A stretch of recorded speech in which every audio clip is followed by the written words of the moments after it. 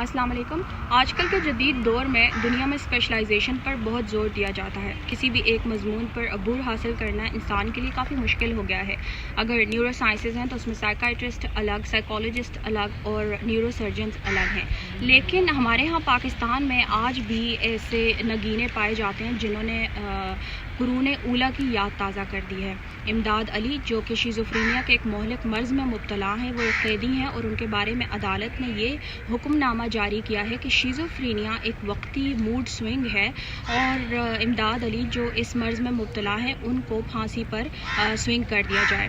جب Pakistan psychiatrist society اور ملک معینہ سائیکیٹرسٹ سے شیزوفرینیا کے بارے میں پوچھا گیا تو انہوں نے کہا شیزوفرینیا انسانی نفسیات کا مہلک ترین عارضہ ہے۔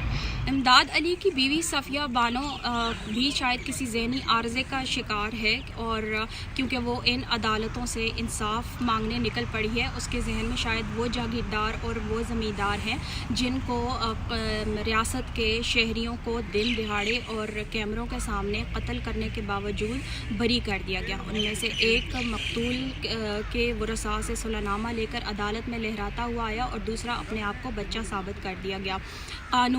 عدالت نے قانونی موشگافیوں میں جا کر کیس کلوز کر دیا۔ صفیہ بانو کے ہاتھ میں صرف ایک شیزوفرینیا کا سرٹیفکیٹ ہے اور اس کا کیس لڑنے کے لیے نہ تو کوئی وسیم سجاد ہے اور نہ ہی کوئی حفیظ پیرزادہ، اس کے پیچھے نہ تو کوئی جتوئی جاگیردار ہے اور نہ کوئی کانجو زمیندار، اور نہ ہی اس کا کیس سننے کے لیے کوئی بھگوان داس ہے اور نہ ہی کارنیلیس۔